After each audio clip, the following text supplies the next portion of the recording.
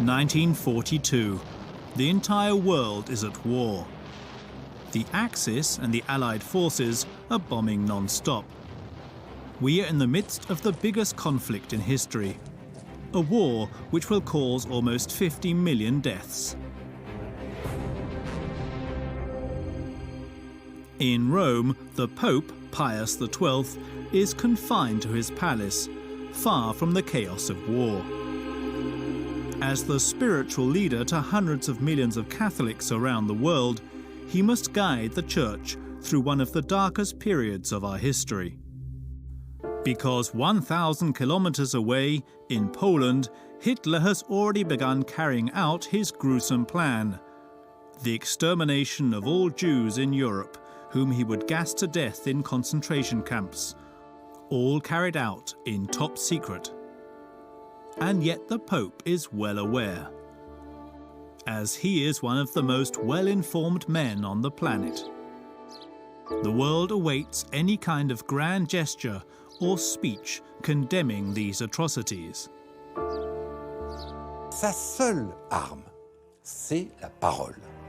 La seule façon pour un pape de peser sur les événements, c'est de parler. But the Pope remains silent.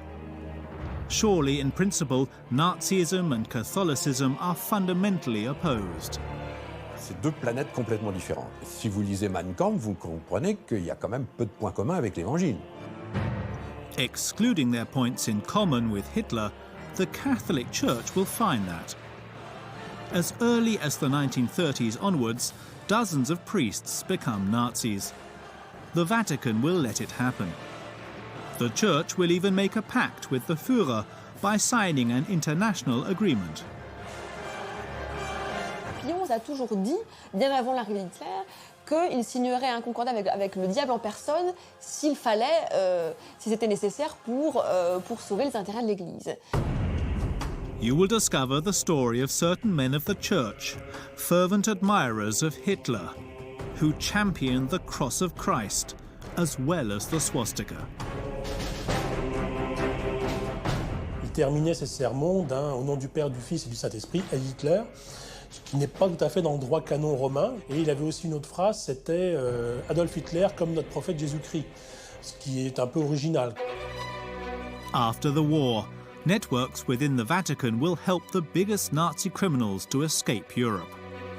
Among them, Josef Mengele and Klaus Barbie. We're talking about criminal activity here. Yeah? I think we should point this out in this case. It's not just about forgiveness and clemency, helping somebody who is in hiding, giving him some food, yeah? But organizing new papers under false identity for Holocaust perpetrators trying to avoid justice by Italian authorities and Allied authorities. This goes far beyond to be the Good Samaritan. This is the story we are about to tell you. The story of an institution that many thought to be above all suspicion. The story of their fall into collusion with evil itself.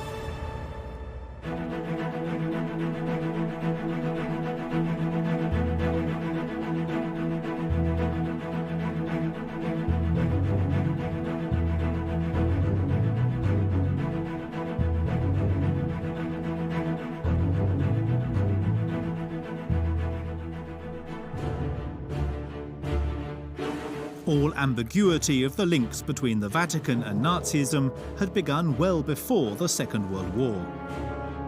To understand this, we must go back to the beginning of the 1930s. More precisely, January the 30th, 1933. Hitler had just been elected Chancellor of Germany. But this is not enough for him. His goal is to impose a dictatorship.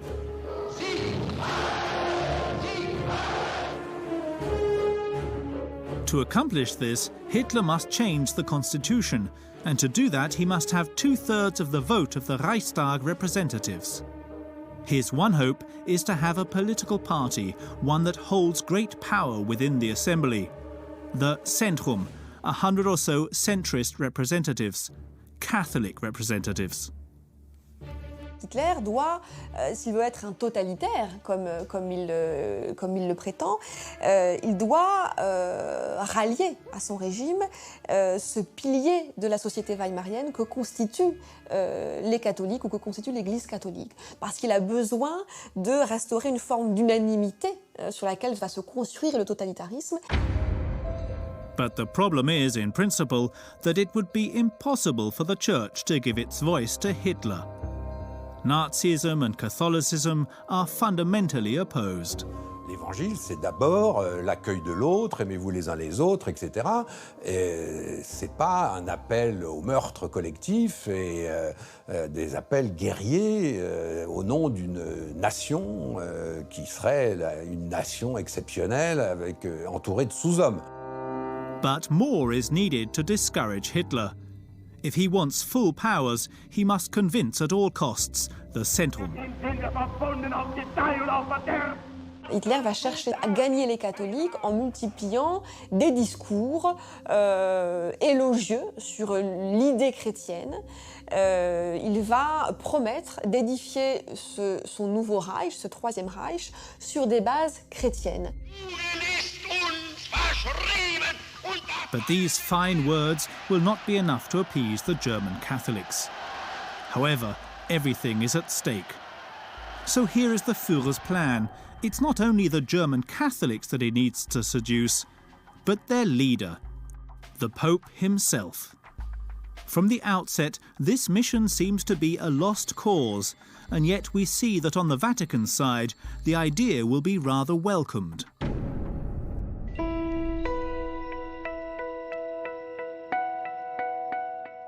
We find ourselves in Rome, Italy. Wedged inside the capital, the Vatican City, the Catholic Church's seat of power. At its head, since 1922, the Pope Pius XI. A pope with an obsession to sign an agreement with Germany to protect the interests of German Catholics.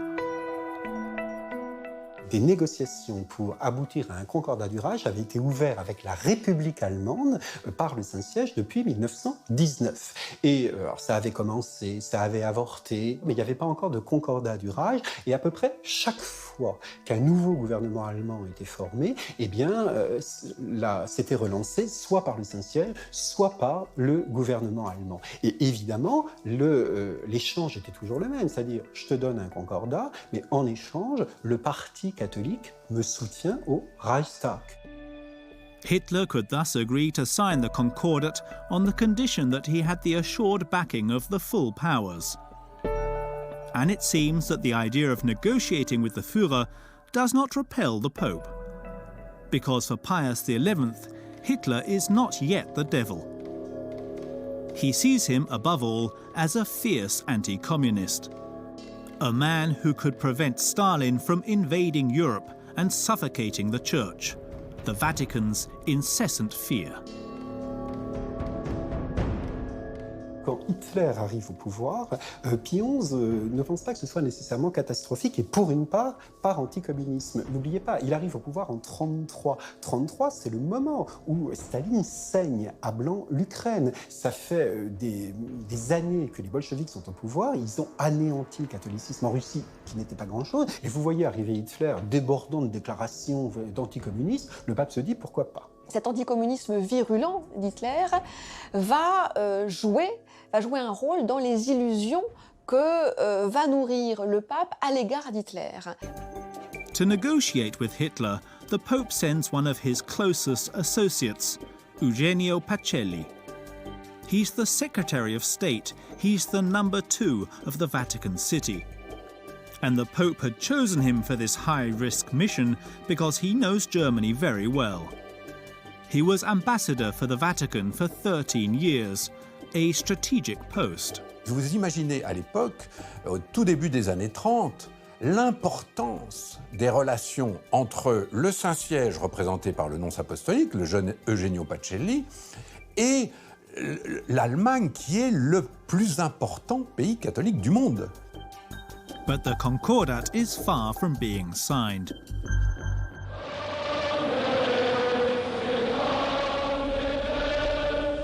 Elsewhere in Germany, the Zentrum have just decided on a policy full of implications. On March the 23rd, 1933, in Berlin at the Reichstag, the German Catholics have voted to give full powers to Hitler. The Führer now has free rein to impose his dictatorship. It's impossible for historians to know in what ways the Vatican and Eugenio Pacelli put pressure on the Zentrum. On ne sait pas s'il y a eu promesse ou pas, mais on sait bien qu'il est pratiquement impossible que la question du concordat n'ait pas été au moins discutée. Et elle devient un élément parmi d'autres du vote des pleins pouvoirs. Il n'y a pas de document probant, sinon une note du prédécesseur de Pacelli à la secrétaire d'État, qui était le cardinal Gaspari, et qui écrit une note en 4 points et qu'il transmet par voie interne au cardinal Pacelli pour dire qu'il faut aller de l'avant avec les négociations concordataires. Et que si possible, il ne faut pas hésiter à, si le gouvernement allemand le demande, de sacrifier le parti des catholiques. Donc ce qui prime, c'est l'intérêt supérieur de l'Église et pas l'intérêt du parti des catholiques allemands. Several days later, the German Church will once again give Hitler what he wants, allowing Catholics to also be Nazis. 2 years earlier, the bishops had banned this. Only, with the desire to sign the Concordat, the Church will give in.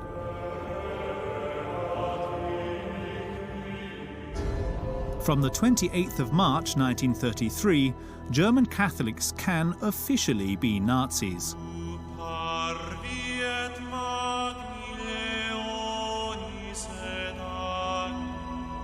Dozens of priests will thus join the NSDAP, the Hitlerite party. At the Vatican, no one can see anything left to say. Quite the contrary. Donc, lorsque la condamnation du parti est levée par les évêques, le nonce en Allemagne et au Vatican et le secrétaire Pacelli sont plutôt soulagés qu'on ait enfin retiré cette condamnation, parce qu'enfin, cette levée de la condamnation ouvre la voie donc aux négociations concordataires. But will the Vatican really dare to sign an international agreement with the Nazis? Especially as in Rome, during the negotiations with Hitler, the Pope receives some worrying information about the situation in Germany. The Jews there are being persecuted. Their shops are being boycotted. They are excluded from all public employment, ousted from the economy.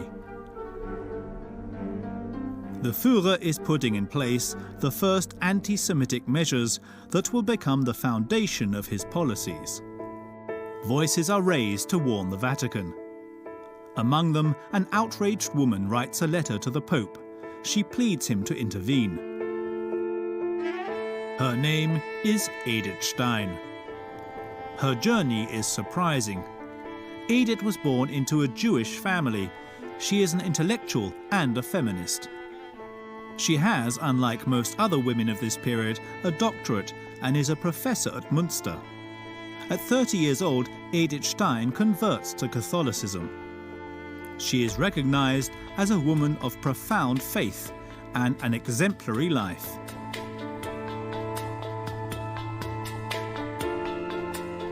In April 1933, this is the beginning of her letter.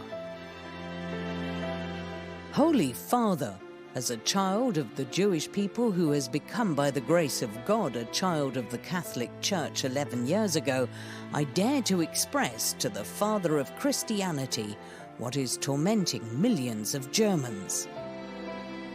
C'est une lettre qui est très forte, puisqu'elle demande, elle explique la situation d'injustice, d'inhumanité que vivent les Juifs d'Allemagne. Through its call to boycott, the government is pushing many people to desperation. I was aware of 5 suicide cases following these attacks. I am persuaded that this is hinting at a general phenomenon that will take still many more victims. But above all, Edith Stein pleads the Pope to intervene. If he doesn't, she threatens, he would be an accomplice to these horrors. The responsibility falls in large part upon those who have pushed them to this extremity. It also falls upon those who remain quiet on the subject. We fear the worst for the image of the Church if it continues to remain silent. C'est une très belle lettre, très courte, très dense, mais très intense au fond, où elle dit la responsabilité de ces actes ne retombera pas seulement sur ceux qui les ont commis, mais aussi sur ceux qui se seront tus. Et elle finit par demander, par prier Pie XI de dire quelque chose en expliquant que tous les regards des Juifs et des catholiques d'Allemagne et du monde sont tournés vers la papauté. The Pope receives this letter on his desk, and he will read it, but he will choose not to do anything. His only response was to let Edith Stein know that he'd asked for God's blessing for her. In fact, without knowing it, Edith Stein had sent her letter to the Vatican at the worst possible time. Elle l'envoie vraiment au moment où on négocie le concordat. Donc, sa lettre probablement touche, on peut l'imaginer, le pape, mais l'urgence n'est pas là. L'urgence, c'est de négocier le concordat. Très rapidement, l'urgence, ça devient on sauve ce que l'on peut sauver, et ce qu'on va essayer de sauver, c'est l'action catholique. Donc, il n'y a pas de place dans cette configuration mentale, politique, diplomatique de l'époque, de ce printemps 33, pour une intervention en faveur des Juifs. The Vatican will soon be reassured. Eugenio Pacelli was about to finalize this concordat that he so desired. Hitler accepted the terms of the agreement. Rome, 20th of July 1933. Around the table, next to Pacelli, representing the Pope, Franz von Papen, the Vice-Chancellor of the Reich. He represents the Führer.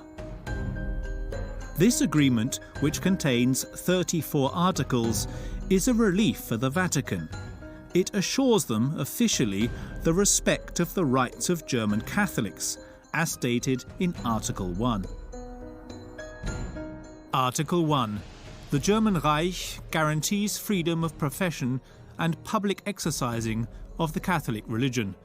It recognizes the right of the Catholic Church to organize and administer its affairs autonomously. But in reality, the real winner of this international treaty is Hitler. The Church offered, on a silver platter, the final piece he was missing, the stature of a true head of state. Pour un gouvernement comme le gouvernement nazi, le fait d'arriver à signer un concordat avec le pape, avec le Saint-Siège, à peine 6 mois après son arrivée au pouvoir, c'est quand même peut être considéré comme un succès politique, diplomatique, indiscutablement. Ça donne à Hitler et au gouvernement nazi une sorte de respectabilité morale sur le plan international. Aux yeux du monde et aux yeux des catholiques allemands, le concordat signifie bien que le Vatican a réussi à s'accorder avec Hitler. Le Saint-Siège fait figure d'autorité morale. Vous voyez, donc si ce Saint-Siège si respectable signe un concordat avec Hitler, c'est la preuve qu'Hitler ne peut pas être aussi méchant qu'on nous le dit. But this honeymoon period between the Vatican and the Nazis will not last long. Hitler wants to position himself as a dictator. Very quickly, he violates the Concordat. He dismantles the organizations of the Church and arrests, and sometimes assassinates, Catholic opponents. At the same time, he attacks the Jews once again with a new arsenal of anti-Semitic measures. The Nuremberg Laws of 1935. The Jews lose their German nationality and most of their civil rights. Mixed marriages are forbidden. In Rome, Pope Pius XI is not ignoring these persecutions. 4 years after having entered into a pact with the Führer, the Pope becomes disillusioned. He comes to realize who Hitler really is. So for the first time, he decides to confront him. His weapon, a prosecution speech against Nazism. Mit brennender Sorge, in English, with burning concern.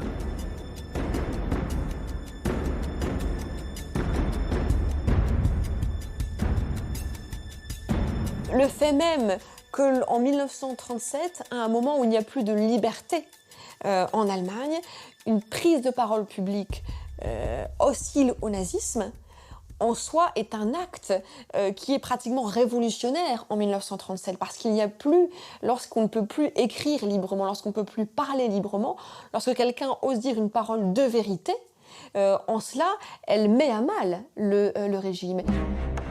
This impactful text is prepared in utmost secrecy.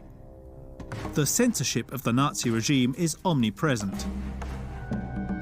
Il a fallu ruser, il y a eu des histoires incroyables. On a imprimé le texte en allemand dans des imprimeries allemandes, mais des petites imprimeries dans certaines régions où on était effectivement sûr que les amis catholiques du coin allaient jouer le jeu, dans un secret absolu. Les premiers exemplaires ont quitté Rome dans la valise ou dans la sacoche de prêtres qui étaient discrètement planqués dans un compartiment de train en espérant que personne n'allait fouiller ses affaires. C'est un vrai roman d'espionnage. The 21st of March 1937, the text is read in all the churches in Germany. Hitler does not react, but from now on, to the eyes of the world, Pius XI appears to be a challenger to Nazism. Only it is not him who will lead the church when the war begins. Will then the Vatican dare to defy Hitler and play its role as defender of humanity while an entire people get exterminated?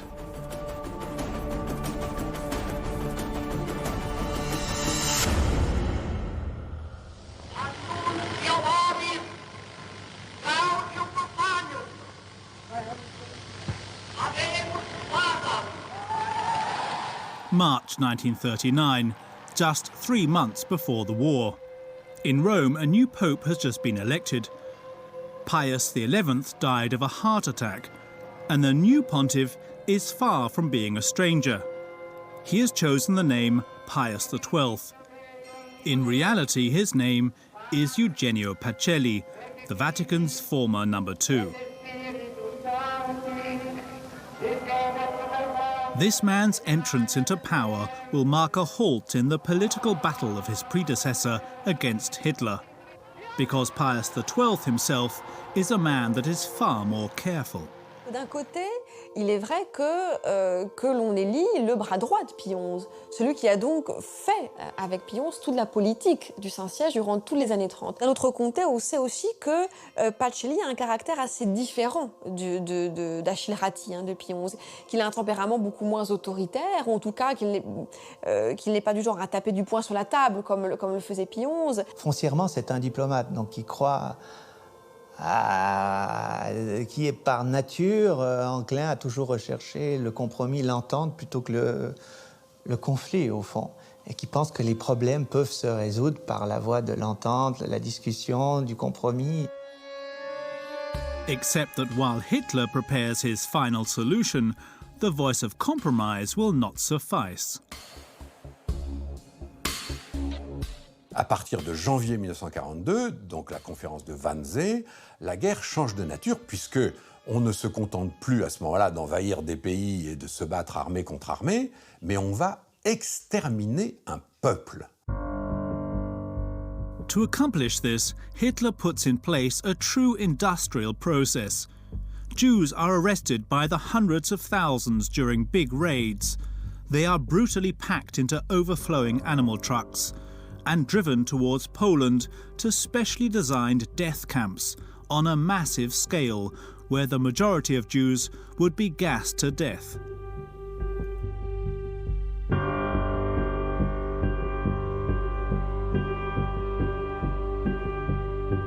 This genocide had to take place in top secret. In principle, it was impossible for the Pope to know about these atrocities committed by the Nazis. Except in reality, Pius XII will very soon know. Because the Church, omnipresent in Europe, is a vast network of information. Wherever there is a Catholic, there is a potential spy in the service of the Vatican. Il a d'abord le réseau ses ambassadeurs. À Paris, à Munich, à Berlin, à Madrid, il a des ambassadeurs. Donc il est déjà très bien informé par ses ambassades. Et puis surtout, il a le réseau des évêques. Ces évêques sont forcément une mine d'informations exceptionnelle. Et puis ajoutez les catholiques eux-mêmes qui sont très très bien informés sur ce qui se passe chez eux. Donc voilà 3 sources d'information. La source diplomatique, la source épiscopale et la source, je dirais, pastorale, qui font que le pape, en effet, est probablement le dirigeant le mieux informé de l'époque. Et donc il y a une masse d'informations qui arrivent. Donc on commence quand même à percevoir qu'il se passe quelque chose de monstrueux à l'Est, sans toutefois en avoir la preuve formelle. But this official proof the Pope will very soon receive. Like in March 1942, with this report coming from the Jewish World Congress. In this report is a highly detailed index of the exterminations, country by country. The exact figures given show 92,000 Bessarabian Jews executed by the Nazis.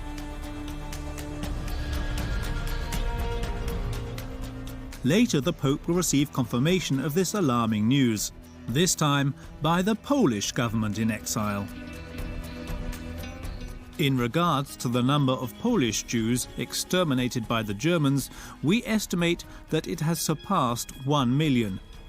It is primarily the elderly, the disabled, women and children who are taken, which is proof that this is not deportation for work, but that the deportees are being put to death using various methods in places specially created for this purpose.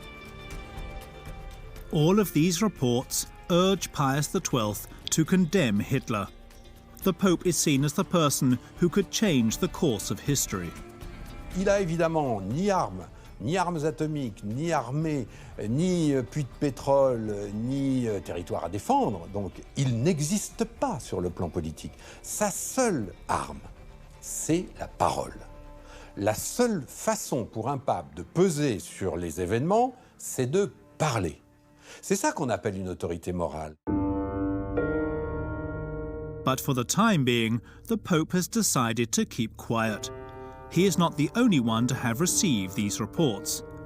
The Allies have also been informed. On December the 17th, 1942, Roosevelt, Churchill and Stalin publish a declaration, a searing text in which they clearly identify the Jews as the target of Nazis. In every country under German occupation, the Jews are being transported on trains in horrific conditions with inconceivable brutality. The number of victims of these bloody acts of cruelty are hundreds upon hundreds of completely innocent men, women and children. We condemn in no uncertain terms this bestial policy of cold-blooded extermination.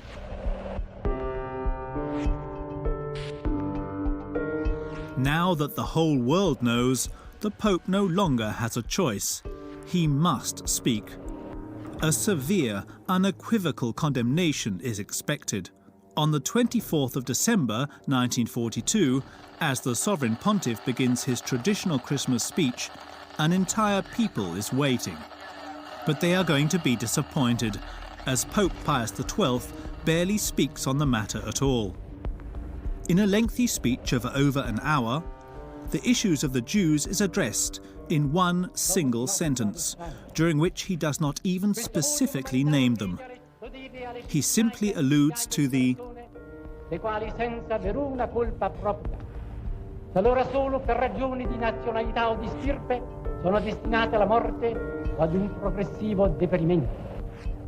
Il ne prononce pas le mot juif dans son radiomessage, ce qui évidemment aujourd'hui paraît étrange et lui a valu bien sûr des reproches. Les Juifs auraient souhaité une dénonciation solennelle et retentissante du génocide et qu'ils ne l'ont pas obtenue. Ce silence restera à jamais. So how to explain this silence? A silence that, once again, threw a dark veil over the Vatican. Pius XII would have been nervous about retaliation. Because in Holland, a few months earlier, in July 1942, the public condemnation of Nazism by a group of bishops had devastating effects. Les évêques hollandais ont publié une lettre pastorale, vous voyez, qui dénonçait le sort fait aux Hollandais juifs, vous voyez, en disant qu'il y avait là une persécution, que c'était inadmissible. Et en fait, la réaction allemande a été limpide. Jusqu'à cette date-là, les Juifs baptisés, les Juifs chrétiens, étaient exemptés de la déportation. Quand les nazis ont su que les évêques catholiques dénonçaient leur politique à l'égard des Juifs, leur première réaction a été de faire déporter les Juifs de confession catholique. Une semaine après, des centaines de catholiques d'origine juive ont été emmenés à Auschwitz et gazés immédiatement. Amongst the victims, there was Edith Stein. Remember, this German woman who 9 years earlier had written the famous letter to the Pope begging him to break his silence. According to certain specialists, the tragic event in Holland would have weighed heavily on Pius XII. Le pape, quand il entend ce compte-rendu-là, quand on lui dit ça, évidemment, il faut se mettre à sa place. Il se dit, mais si moi je dis la même chose, alors qu'est-ce qui va se passer? Ça sera plus la Hollande, ça va être quoi? Toute la France, ou toute l'Allemagne, ou toute l'Europe? But that is not the only reason. Something else also paralyzes the Church. The Catholics are not hugely fond of the Jews, and this is nothing new. Toute l'Église a été coupable, les catholiques, coupables d'un anti-judaïsme qui n'est pas donc un antisémitisme, parce qu'il ne touche pas du tout à la biologie. Là, il ne s'agit pas du tout de racisme. Il s'agit d'un ressentiment, d'un mépris, d'une concurrence que les chrétiens ont parfois violemment, parfois brutalement, exercé à l'égard des Juifs depuis 2000 ans. La Bible véhicule, si l'on veut, l'idée que c'est l'ensemble du peuple juif qui est responsable et qui doit supporter la faute de la décision d'avoir voulu la mort du Christ. Cette idée est véhiculée et va nourrir, si l'on veut, un sentiment populaire, une hostilité populaire, si l'on veut, à l'égard du peuple juif. This contempt, this anti-Judaism, the Jews will pay the price for this once again a few months later. But this time, the persecution will happen practically on the Pope's doorstep.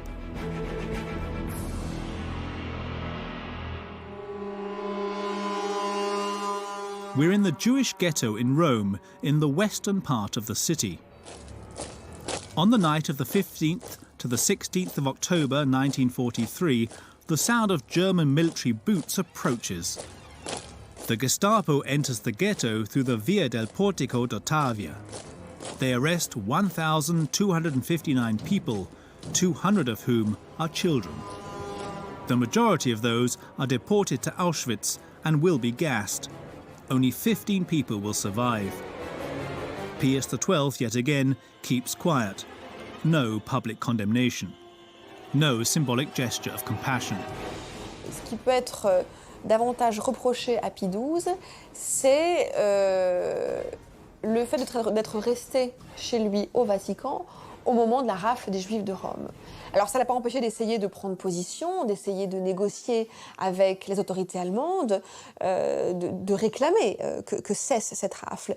Mais il n'est pas sorti du Vatican pour descendre dans le ghetto comme il l'a fait lorsqu'il est descendu dans le quartier de San Lorenzo, qui est le quartier qui est bombardé par les Alliés.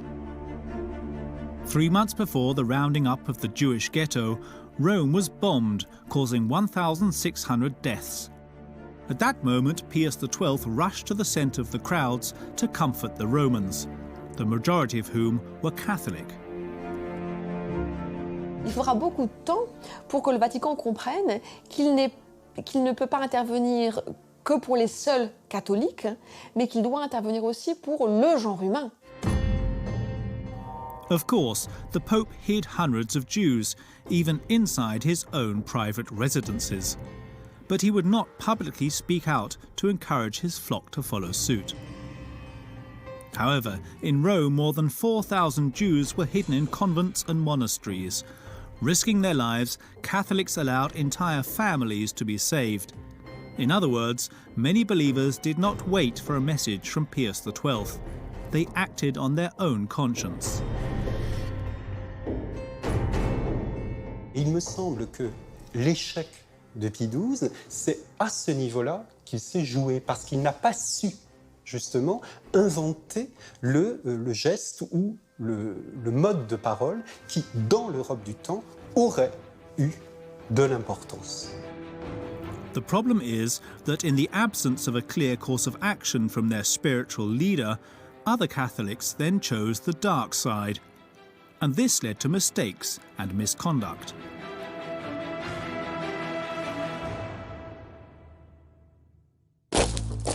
Berlin in October 1943. Today, a new issue of the biggest Nazi propaganda magazine is being released. A newspaper translated into 25 languages, with 2.5 million copies published and distributed throughout occupied Europe. Signal. And on the front page this month, the German soldier in uniform standing right next to the eagle and the swastika. But this man is not German. He is French. His name, Mayol de Loupé. And even more astonishing, although he is wearing the uniform of the Waffen-SS, he is first and foremost a Catholic bishop. This man, so willingly lending his image to Hitler, is proof that Catholicism and Nazism can be compatible. This is a godsend for the Führer, who takes the opportunity to plaster it all around Europe. Les nazis sont plutôt païens et la religion pour eux, c'est vraiment source. Ça peut être une opposition aux nazis parce que du fait de leur paganisme. Donc, de montrer que des catholiques se battent avec eux, c'est gagnant pour les Français, les Italiens et d'autres catholiques à travers l'Europe, les Espagnols aussi. Montrer que Dieu est avec eux, qu'on est du bon côté. Les nazis sont du bon côté. Pour ça, c'est important. En termes de propagande, c'est important, oui. Mayol de Loupé is part of this Nazi turning point at the start of the 30s. He has a long-standing obsession, Bolshevism, and most definitely shares his hatred of the Reds with the Hitlerite regime. And also, he shares this hatred with the Vatican, since the Vatican never ceases to condemn communism, much more so than it condemns the Führer. Tant du côté du pape que du côté des évêques, des catholiques. On entend depuis le milieu du XIXe siècle que le mal, c'est le communisme. Ça devient évidemment le bolchevisme.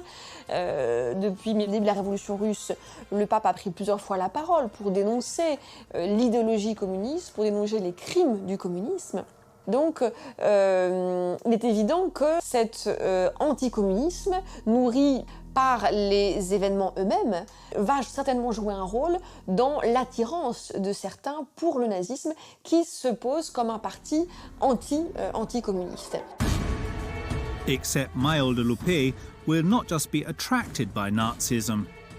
In the name of anti-Bolshevism, he is ready to actively lend a hand to Hitler, in the hope that this will help the Church to finally get rid of the Reds.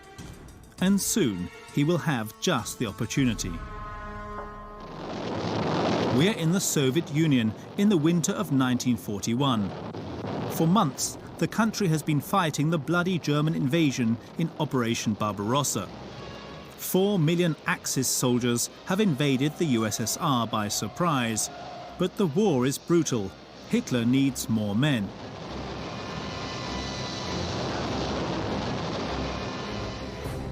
He is recruiting from all over the occupied territories, but the French are unwilling. The Führer must find them a solution. L'intérêt de l'armée allemande, c'est que tout se passe bien. Et comme elle sait que pour des Français, être sous uniforme allemand, ça pose un problème quand même. C'est pour ça qu'ils embauchent Mayol de Loupé. C'est pour atténuer les problèmes et puis pour servir de recruteur aussi, de dire voilà, moi je suis prêtre, j'y vais en grand uniforme, pourquoi pas vous, ayez confiance en moi. Donc, comme ce sont souvent des milieux catholiques et un peu réactionnaires, ils font confiance à monsieur le curé. The problem is that Maille de Loupé needs the authorization of the church. But apparently one of their bishops joining Hitler's side does not pose any problem. Not for Cardinal Suard, his superior in Paris, a close friend of Maréchal Pétain. He gives him his permission without batting an eyelid. Not even for the Vatican, who Maille de Loupé contacts through Monseigneur Sibilia, a cardinal close to Pius XII. He sends him his authorization and even his blessing.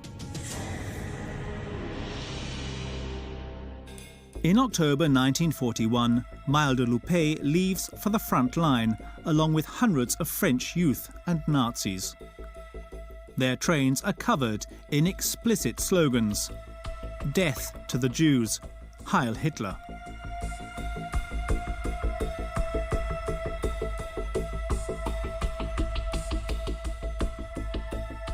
At nearly 70 years old, the new crusader finds himself as a military chaplain on the Russian plains. His mission? To spew out his party line: Amen Hitler. Le dimanche, jour du Seigneur, donc forcément des messes sont organisées. C'est Maille de Loupé, bien sûr, qui officie. Et effectivement, il faut ces grandes messes sur le mysticisme du nazi, sur la justesse de la cause. On combat le bolchevisme, on combat l'ennemi rouge. Et effectivement, ils terminaient, on a su ça par des survivants qui l'ont raconté, ils terminaient ces sermons au nom du Père, du Fils et du Saint-Esprit, à Hitler, ce qui n'est pas tout à fait dans le droit canon romain, donc c'est un peu hétérodoxe. Et il avait aussi une autre phrase, c'était Adolf Hitler comme notre prophète Jésus-Christ. C'était pour justifier l'injustifiable, quoi. Donc l'engagement des Français sur place, Maille de Loupé n'était pas à s'encombrer à quelques formalités près. In total, Maille de Loupé will spend almost 3 years on the Eastern Front. He then settles in Germany until the end of the war. As the Allies arrive, he hides in a monastery, but is quickly found and arrested. At the end of his trial, Maille de Loupé will serve 4 years in prison for enemy intelligence. In theory, with the defeat of the Germans, one could think that this would also put an end to these somewhat clouded Church-Nazi relationships. But you will see that in reality, even years after the fall of Hitler, some very highly positioned men in the Vatican will enter into outright complicity, organizing the escape of war criminals.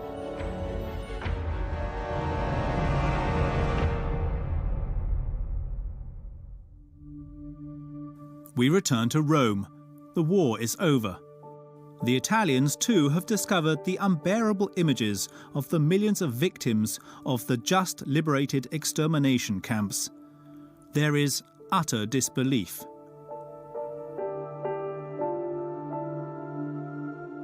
In the Vatican, the Pope still has not reacted publicly, nor has he condemned these horrors. And after 3 years, life has resumed its course. It is 1948. A stone's throw from the Holy See, this is the Via della Pace, the Road of Peace. We are at house number 20, at the headquarters of the German church, Santa Maria dell'Anima. Monsignor Alois Hudal lives here. He runs one of the branches of the Assistant Pontifical Commission, created at the end of the war to welcome refugees.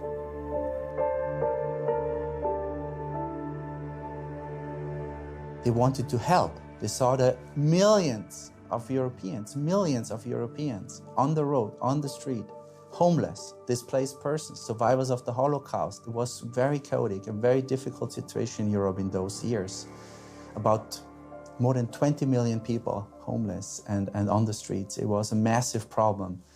And so the Catholic Church, the Vatican, the Pope himself realized we want to do something as well. We want to help these people. And so on this day, Alois Hudal hears a knock at the door. It's a refugee coming to ask for aid. His name is Franz Stangl. But this man is by no means a refugee like the others. He has the blood of hundreds of thousands of Jews on his hands. Criminal career really started out when he was involved in the so-called euthanasia killings in Austria. And then he was transferred from a euthanasia killing center to Treblinka extermination camp in Nazi-occupied Poland, where he became the commandant of Treblinka. And in Treblinka, between 1942 and 1943, 1 million people were murdered. And he was one of the main perpetrators of this crime. After the war, Stangl is arrested and imprisoned in Austria. The law is preparing to judge him, and he knows he faces a heavy sentence. So he escapes in May 1948. And so begins his 1,000-kilometer journey, destination Rome. Stangl has heard that inside the Vatican there is a network that could help him flee Europe. They have even given him a contact, the famous Alois Hudal. He came to Rome and he knew he had to somehow find this Bishop Hudal. Yeah? He had no real idea where exactly he is, or he didn't even know the correct spelling of his name. And poor, coincidence, he ran into a former comrade, a former SS man that he knew in Rome on the bridge. And, asked him, what are you doing here? What a coincidence. Yeah, I'm looking for Hudal. I'm on the way to Hudal. And the former SS man could describe him, could tell him how to find Hudal in the Santa Maria dell'Anima. In other words, at the Santa Maria dell'Anima church, Hudal not only helps the poor and destitute, he also deals with Nazi criminals and does so with full knowledge of the situation. Hudal savait. Hudal s'abrite aussi derrière son rôle de prélat, de prêtre allemand pour dire « mais moi, je ne peux pas faire le tri entre les bons et les mauvais, il faut que je les aide, ils viennent chez moi, ils me demandent de l'aide, donc je demande de l'aide. » He knew that Stangl was a mass murderer and a Holocaust perpetrator who killed hundreds of thousands of people. It should be said that the Bishop Hudal is also an admirer of the Nazi regime. Hudal a toujours été pro-nazi, en tout cas un allié des nazis. Il a toujours pensé qu'il faisait le lien entre les nazis et les chrétiens allemands. Alors il s'abrite derrière cette bonne volonté-là pour cacher ce qui était en réalité de la complicité avec des criminels de guerre. Hudal's speciality is supplying passports for war criminals so that they can get out of Europe. And Stangl is in great need of this service. It is in the name of the Vatican and with the help of the Holy See that Hudal will proceed. This here is proof of the document that was procured for him. It is a letter written by the Pontifical Commission with the Vatican coat of arms as a header. It is dated the 17th of August 1948. He is asked to kindly deliver the passport to the following person, Stangl. The request is addressed to the International Red Cross. At the time, Europe is in such chaos that it is the Red Cross who is entrusted with the task of providing passports to refugees who wish to emigrate. But to ensure success, what could be better than a letter like this, with the guarantee of the Vatican? We know from witnesses, from former officials of the Red Cross in Rome, that priests and Hudal himself asked personally, or went there himself, to ask for travel documents from the Red Cross for a number of people that he wants to help. And of course, in those cases, the officials could not say no. How could they refuse the application of a bishop, of a Catholic bishop in Rome? That's impossible. The result, a few weeks later, Hudal hands Franz Stangl his passport. It is his guarantee that he will be able to escape justice. However, this war criminal doesn't celebrate, because he was bothered by one small detail. The papers were not really issued under a false name. they're issued for a certain Paulstangl. So the middle name was turned into the first name. Stangl protested. He told the bishop, you made a mistake. Somebody made a mistake. Maybe the Red Cross or you, because my name is not Paul Stangl, my name is Franz Stangl. And Bishop Hudal told him, don't worry, it's better to let sleeping dogs lie, because you realize you're wanted as a war criminal. It's better to be Paul Stangl than Franz Stangl, because they're looking for Franz Stangl. But they would not find him, as the former Nazi left Europe and headed to Syria to start a new life.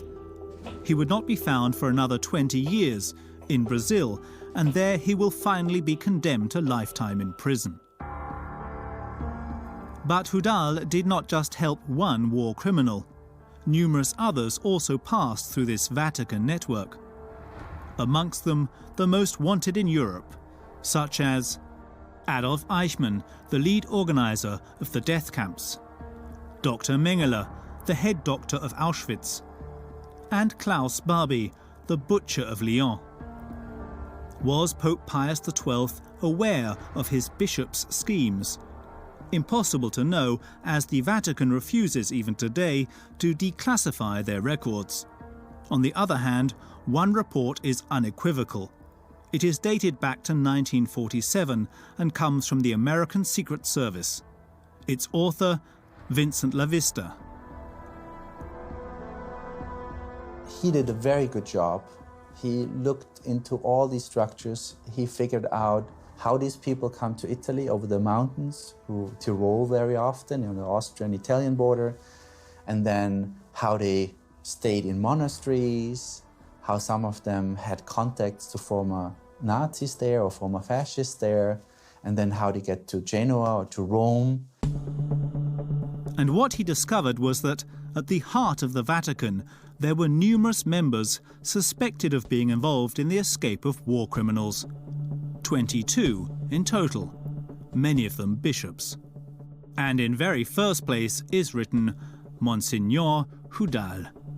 His address and even his telephone number are given. Again, it is impossible to know for sure that Pius had any knowledge of this report, but according to experts, it is almost certain.